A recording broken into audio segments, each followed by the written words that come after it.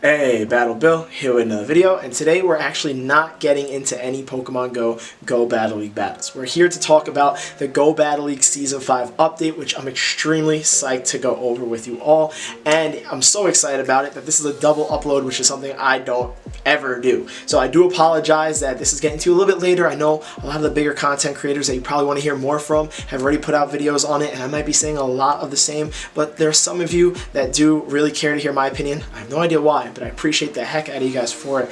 And just so this video can like somewhat do well, so it doesn't get completely smushed by all the other content creators jumping on this too, if you don't mind throwing me a like or a comment, it really helps out, whether it's just a support or just to like talk about any of the update, because I'm just super hyped to talk about this with you guys, and these videos don't typically perform too well for me. I hate to like beg for likes, it's the last thing I want to do, but it's a double upload, and typically I just do the regular like, comment, subscribe thing and jump into the video. So now that I'm done with that little tangent, let's actually talk about this update. There's so much to go over. Season 5 Pokemon Go Battle League is starting November 9th. Now, I have some things I'm hyped for. There's some things that when it was originally announced were bothering me, and we will go over all that, and we had some new things announced for us in Season 5. So let's get into it.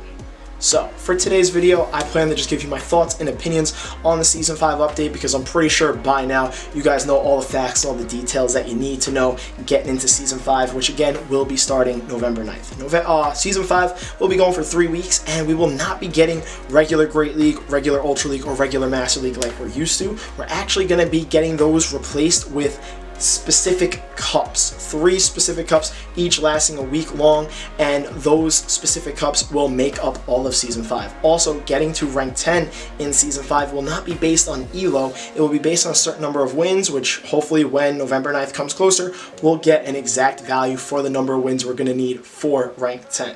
Let's talk about these cups, because I definitely have some opinions on them. Let me know if you agree, disagree. I want to hear everything and how all that you feel about this update. I want to hear about it. So the first cup we got is the Little Cup. The Little Cup is specified to a meta consisting of Pokemon at 500 CP or below, Pokemon that are unevolved but can evolve. I don't know why I was going to say it like it had an A in the front.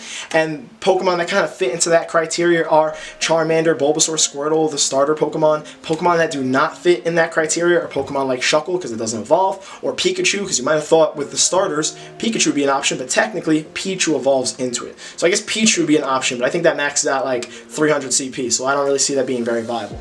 A huge meta pick that everybody's excited for this specific cup is Bronzor. Again, Bronzor evolves in the Bronzong. It's a charm.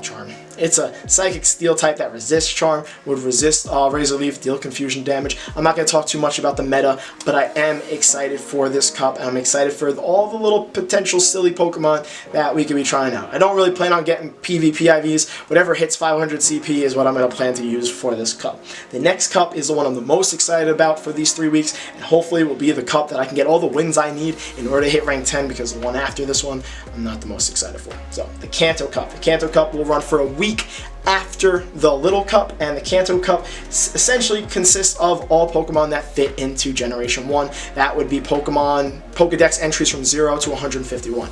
Now, because Niantic codes the way that they do, technically Alolan's and I think certain Galarian mons, somebody can correct me about the Galarians, because I know they have their own Pokedex for the final evolutions, but definitely Alolan Pokemon are placed in the Kanto Dex at that, like, they're placed, instead of in their own Alolan section in the Pokedex, in the Kanto section of the Pokedex with their Kanto versions. So technically speaking, these aren't going to be purely Kanto Pokemon that you can use. You will definitely have the option to use Alolan Pokemon, unless they adjust that and update it between now and November 9th, which is like a week away, so I highly doubt it. But that meta is definitely going to be super exciting because of the fact that we'll focus on more Gen 1 mons that might not have had play in Open Great League. I've been hearing around Hypno is going to be a big play just because of the fact that there aren't a lot of steel types. There is Magneton. There technically will be a Alolan Dugtrio. There will be a Alolan Sandslash, but again, those were Alolans, so like outside of Magneton, there are no other steel types in the Kanto region. And to add on to that, because of these Alolan versions, Alolan Muck will counter Hypno. So I feel like without the Alolan versions, Hypno would really run this meta. But Hypno, watch out for it, will still be a good pick, regardless of all those Alola mons, but I guess those will be exciting to try and use also because you see some of them, but you don't see them too consistently in regular Great League. And then, of course, the starters with their Community Day moves, I'm sure we'll find some play along those lines. And then Mew, I hope you have your Mews under 1500 CP. We'll figure out the moveset because it's got access to a bunch of stuff that will definitely give it play in this Kanto Cup as well. Because, again, the legendaries are definitely allowed. So, the last cup, this is the one, the last week of Season 5, which I'm hoping I've already hit rank 10 by, is the Catch Cup.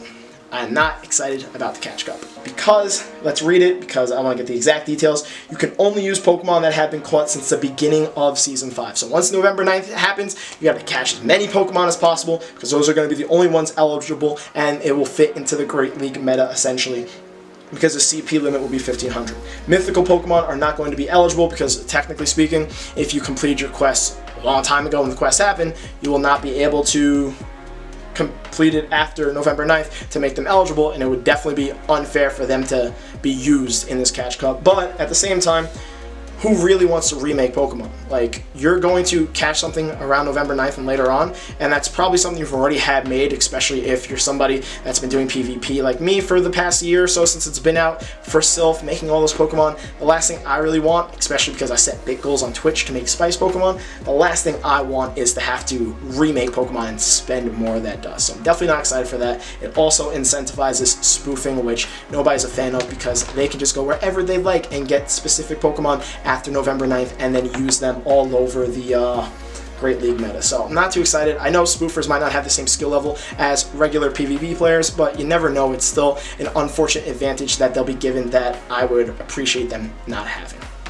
So, out of these 3 cups, the little cup, I'm definitely excited for. I think it'll be silly enough to have fun with for a week, because you got to keep in mind, even if the meta does get toxic, it's only a week long. The Kanto Cup will definitely be the most competitive out of these 3 cups, and the Catch Cup is the one I'm disappointed in and I'm not looking forward to, and I'm very hopeful that Niantic hears us on Twitter or on any other social media outlets and recognizes the potential issues with this cup and maybe changes it. I'm sure they have other ideas backlogged, but overall what I do want to give Niantic a shout out for is the fact that they're doing this, the fact that they're trying this out, the fact that they're coming up with Sylph type metas where we can experiment with new Pokemon, try new teams, and just have fun PvPing with all the Pokemon that exist in the Pokedex. Okay, let's move forward.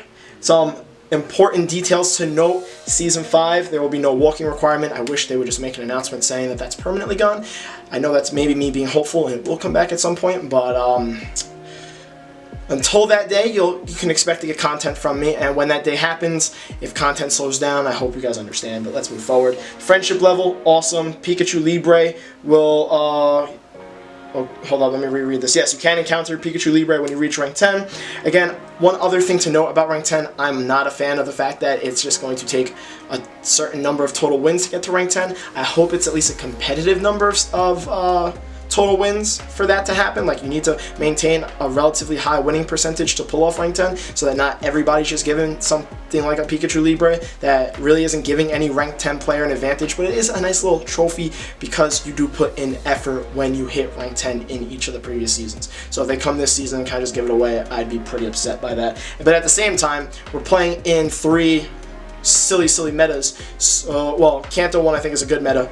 Little one, I don't think it's a bad one, but it's still a bit silly.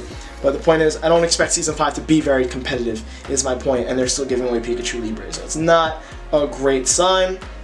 Oh, another exciting thing is being able to get legendaries from your Go Battle League rewards. I'm just kind of scrolling past these things. I want to talk about some other important stuff, like I said, and I'm not going to go over all the details, but I did catch certain things caught my eye as I was scrolling, and I was like, oh, I do have an opinion about that. Let me state it. Okay, the next part of this update that I'm extremely excited for is new moves and new Pokemon getting moves. I would love for GBL seasons to be shorter, only for the fact that more moves would be announced with every season. I wish they would do this more often than waiting every season to give new Pokemon moves or to give out just create new moves in general. Like, do it halfway through. I don't know if halfway through a season is a great idea, but my point is more of this, please. Anything that helps adjust the meta, make certain irrelevant Pokemon, somewhat meta irrelevant, or something spice that you can at least test out and have niche play, that I am all for. So again, with these moves being added, or this move being added, Incinerate, that's specifically, I say we're getting new moves like it's plural. We're only getting one move here. It's Incinerate. It's going to be a fire type fast attack that will be available for Rapidash, the Kanto version, Typhlosion, Ho-Oh, and Darmanitan, and Chandelure. Now, Typhlosion I think is the biggest winner here. Out of the other Pokemon, I think they will win in ways where it will help them be better fire attackers in raids. I don't necessarily see any of the other Pokemon benefiting from getting a fire-type fast move. It would have to be a really good move because Rapidash is extremely glassy in Great League. It does max out underneath 2500, so maybe it gives it some play in Ultra Premier. Ho-Oh, I can't say. I think its charge moves are going to be too big unless Incinerate's really charging energy quickly. I don't see it having play in Masters. Darmanitan and Chandelure are extremely glassy. I know from firsthand, literally using them in Master sets, giving them a fire quick move, even if it charges energy quick, is not going to change the fact that they are way too glassy to be usable in Masters, and they're just going to be even glassier in the leagues below it. So I think Typhlosion, big winner when it comes to getting access to Incinerate, because it gives it a fire quick move that it has Stab for, which it didn't have. What did it have? Ember. Ember's just an absolutely trash move. Shadow Claw's a great move, but I really think it getting a Stab move that can deal fire damage will help it improve in situations like going up against a Venusaur. Instead of having to land a Blast Burn, you can farm it down with an Incinerate. I think that was always a big crutch holding Typhlosion back, that I relied specifically on spamming Blast Burns, and it's a great move to spam, but it takes a minute even with Shadow Claw for it to get to that move. Now, Poison Sting. Poison Sting is going to get updated. So it's already in the game, and essentially what is going to happen is it's now going to generate more energy, and based on its stats, somebody posted on Twitter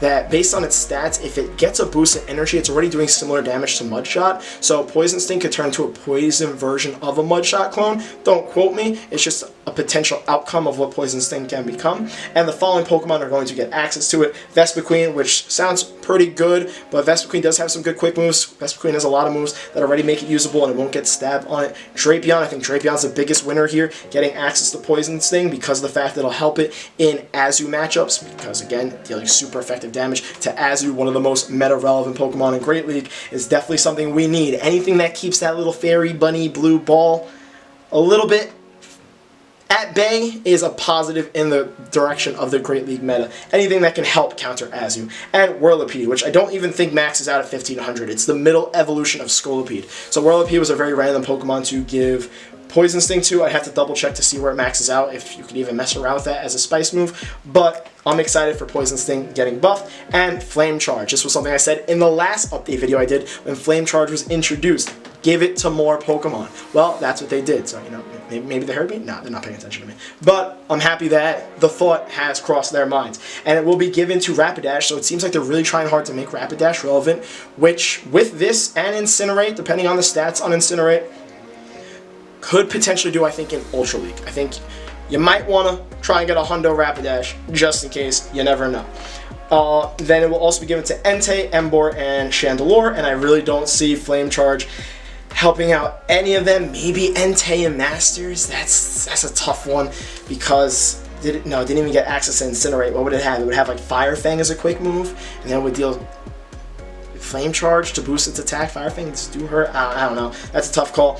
Emboar, which we're gonna have to wait for it to get its Community Day move of Blast Burn before it has any type of relevance anywhere. And then again, Chandelure, great. Let's raise its attack. Maybe if Flame Charge raised Chandelure's defense, because it's such a classy Pokemon, that would be more beneficial for it. But again, I do love the fact that more Pokemon getting new moves, get an update. Definitely exciting part of Season 5. Oh, one other thing I mentioned before I asked you guys what your thoughts and opinions on the Season 5 update is a Pokemon that already has access to Poison Sting that's not listed here is Quillfish. And we saw in Halloween Cup how well Quillfish can perform against an Azu with Water Gun. So now imagine it with Poison Sting, which could potentially be a Mudshot clone with a bait move of Aqua Tail and a big move of Sludge Wave. Yes, Quillfish is glassy, but it holds its own against Azu, so I'm just saying. Season 5, well really Season 6 because we're not getting Great League in Season 5, but Season 6 play, gonna have to test out Quillfish in Open Great League and see how well that matchup goes. So, other than that, Please let me know what your thoughts are, your opinions are on the Season 5 update. I am super excited about it. Honestly, I don't think there's anything else for me to talk about here. I think I pretty much covered the important stuff, the cups being announced and the moves, my opinions. I want to hear about your opinions and your thoughts on these cups. Please don't forget to like, comment, subscribe, especially the liking and the comment part, just because these update videos, like I said earlier, don't always do the best, so the interaction would be extremely appreciated. And I will see you guys in the next video.